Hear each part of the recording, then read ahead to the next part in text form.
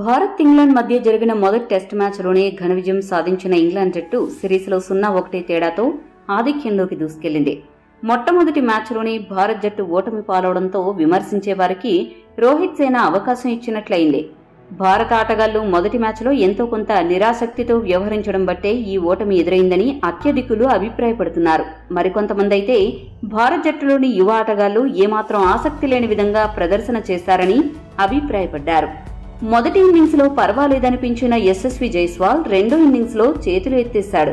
ఇక శుభ్మన్ గిల్ అయితే రెండు ఇన్నింగ్స్ లోనూ అత్యంత దారుణమైన ప్రదర్శన చేసి స్వల్ప స్కోర్లకే అవుట్ అయిపోయాడు.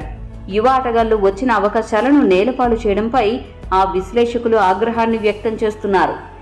ఇటువంటి పరిస్థితుల్లో టీమిండియా కెప్టెన్ రోహిత్ శర్మ మాట్లాడుతూ కోహ్లీని చూసి మేమందరం ఒక విషయం నేర్చుకోవాలని పేర్కొన్నాడు.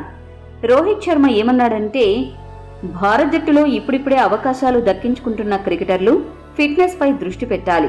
ఎందుకంటే ఫిట్నెస్ బాగుంటేనే సుదీర్ఘకాలం అంతర్జాతీయ క్రికెట్లో రాణించగలుగుతారు. అందుకు విరాట్ కోహ్లీ గొప్ప ఉదాహరణ. నేను ఇంతవరకు కోహ్లీ ఎన్సీఏలో రిహాబిలిటేషన్ సెంటర్లో ఉన్నట్టు ఎప్పుడూ చూడలేదు. ఫిట్నెస్ పట్ల అతడికి ఎంత శ్రద్ధ ఉంది అని చెప్పడానికి ఈ ఒక్క ఉదంతం చాలు.